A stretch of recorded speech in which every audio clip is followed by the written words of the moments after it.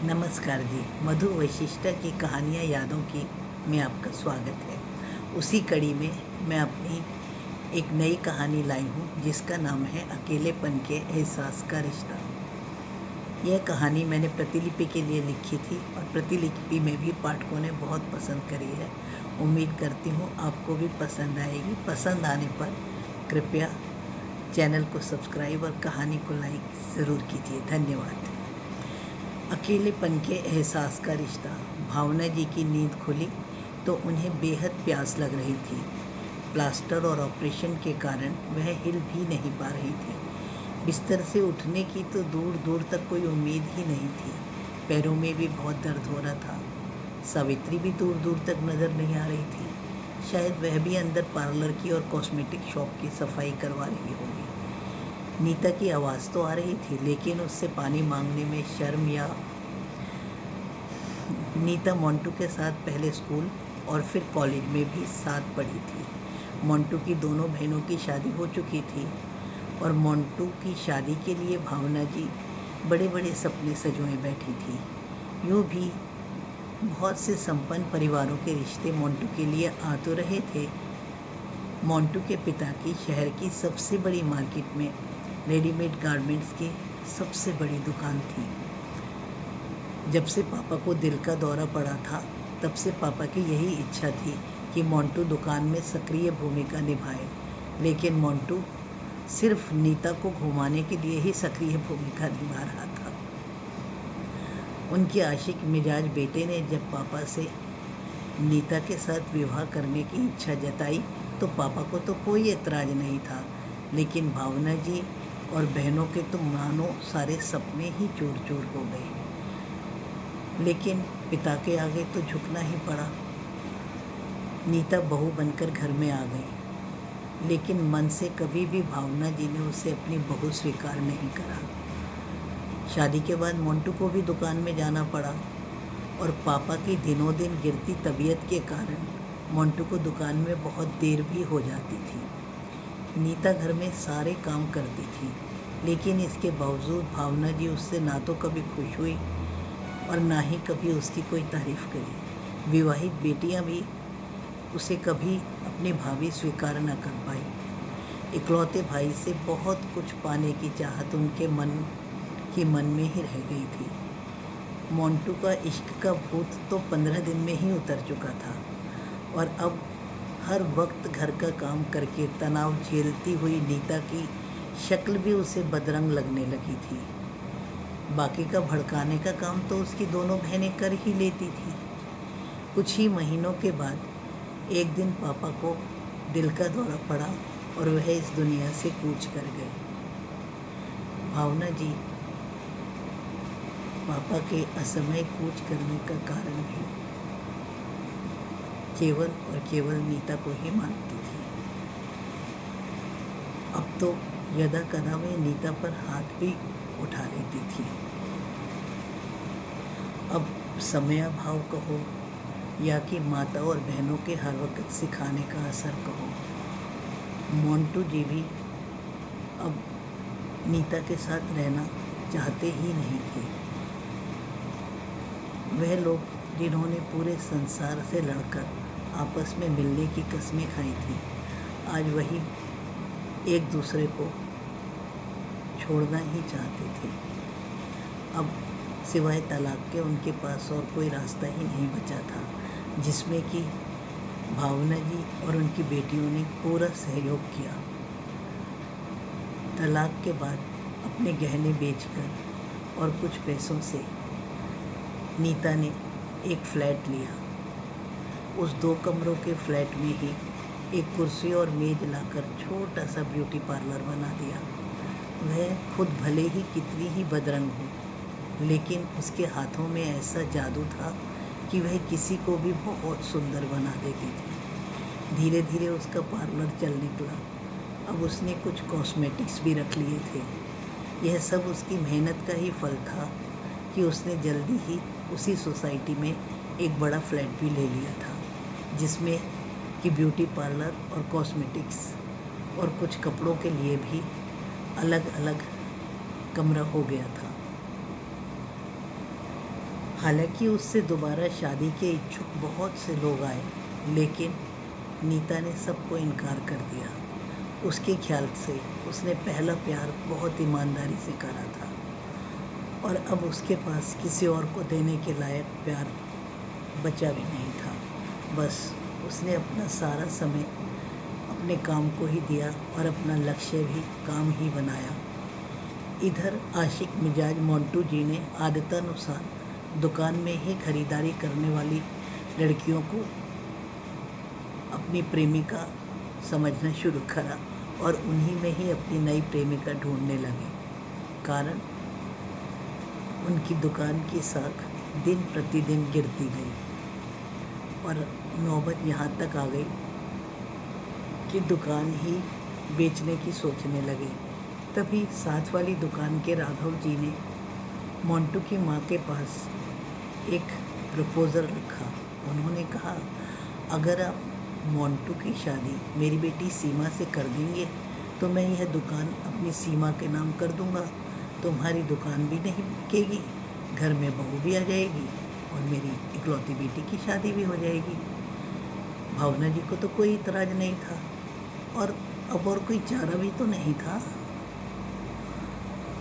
जल्दी ही सीमा बहू बन कर के घर में आ गई। अब नई बहू सीमा के आने के बाद भावना जी को उसके व्यवहार से हर समय नीता की याद आती थी। मोंटू जी ने तो शायद नीता को कम अपमानित किया हो, लेकिन सीमा ने तो उन्हें कभी सम्मान ही नहीं दिया। भावना जी जो यदा कदा नीता को मारने में भी संकोच नहीं करती थी, अब सीमा से बात करने से पहले भी 100 बार सोचती थी। दोनों बहनें भी वही बात करती थी जो कि सीमा को पसंद हो। सुबह जल्दी ही सीमा तैयार होकर अपनी दुकान पर चली जाती थी। वहाँ पर मोंटू जी की हैसियत एक नौकर से ज़्यादा की नहीं थी। अब रह कर सबको नीता की बहुत याद आती थी, लेकिन क्या हो सकता था। अभी कुछ दिन पहले ही जब काम वाली छुट्टी पर थी और भावना जी अकेली ही सारे घर के काम निपटाने को व्यस्त थी। सीमा का खाना तो उसके घर से आ ही जाता था। साथ वाली दुकान पर जब उसकी माँ खाना भिजवाती थी तो सीमा के लिए भी भिजवा देते थे। इसीलिए घर में सीमा को ना तो कोई अपना काम लगा और ना ही वह करती थी। अब जब उस दिन काम वाली नहीं आई तो भावना जी खुद ही घर का काम करने लगी। अचानक से पानी बिखर जाने से भावना जी का पैर फिसला और वो ज़मीन पर आ गिरी। दुकान पर इतने फ़ोन लगाए, लेकिन जब किसी ने नहीं सुना तो पड़ोसी उसे अस्पताल लेकर गए। अचानक गिरने से उसके कूल्हे की हड्डी टूट गई थी। ऑपरेशन के बाद उन्हें घर पर तो भेज दिया गया। बिस्तर पर लेटे लेटे उन्हें नीता के साथ करे हुए अपने सारे व्यवहार याद आ रहे थे। एक बार बुखार में जब नीता उठ नहीं पाई थी तो उन्होंने बाल पकड़ के उसे उठाकर कितना बुरा सलूक करा था ना।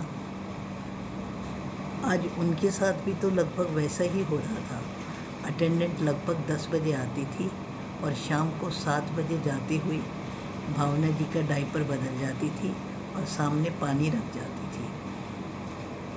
सीमा को तो मानो उनसे कोई मतलब ही नहीं था।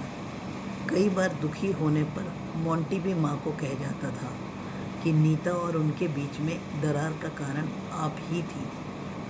दोनों बहनें भी कई बार मिलने तो आती थी भावना जी से, लेकिन सिवाय सीमा की बुराई करने के और कोई सहयोग वह माँ का नहीं कर पाती थी। कभी भी उन्होंने माँ को अपने साथ ले जाने के लिए भी नहीं कहा। एक दिन जब उनकी अटेंडेंट नहीं आई तो उन्होंने रोते रोते सीमा से कहा, अगर नीता होती तो मुझे इस हाल में कभी नहीं छोड़ती। गुस्से में सीमा चिल्लाई, अगर वो इतनी ही अच्छी थी तो उसका तलाक क्यों करवाया। आज वो इतने बड़े घर में रह रही है, यह घर मुझे दे दो, चले जाओ उसके पास ही। वो अच्छी है तो यहाँ क्यों रह रही हो। ऐसा कहकर वह तो अपनी दुकान पर चली गई, लेकिन भावना जी का दुख अब असहनीय था। उनकी अटेंडेंट ने 11 बजे आना होता था।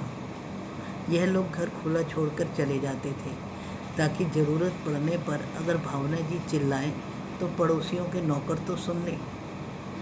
उस दिन जैसे ही 10 बजे घर का दरवाज़ा खुला तो भावना जी देखकर हैरान रह गई।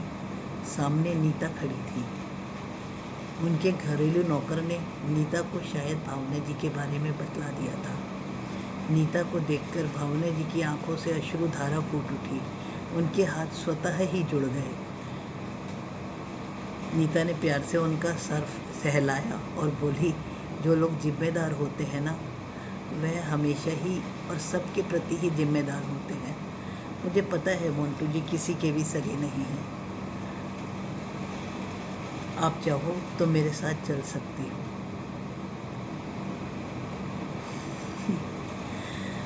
भावना जी की आंखों से अश्रुधारा लगातार बह रही थी। ग्लानि के आंसू उनके पाप तो नहीं धो पा रहे थे, लेकिन भावना जी की जब नींद खुली तो उन्होंने अपने आप को नीता के घर में लेटा हुआ पाया। नीता ने एम्बुलेंस मंगवाकर भावना जी को अपने साथ ले गई थी। अब जब भावना जी ने देखा कि उस घर में सभी व्यस्त थे और नीता की आवाज़ भी आ रही थी, पर उसे बुलाने की हिम्मत तो नहीं जुटा पा रही थी। इतने में ही नीता पास में आई और बोली, माँ जी आपको पानी चाहिए, आप मुझे आवाज़ क्यों नहीं लगाई?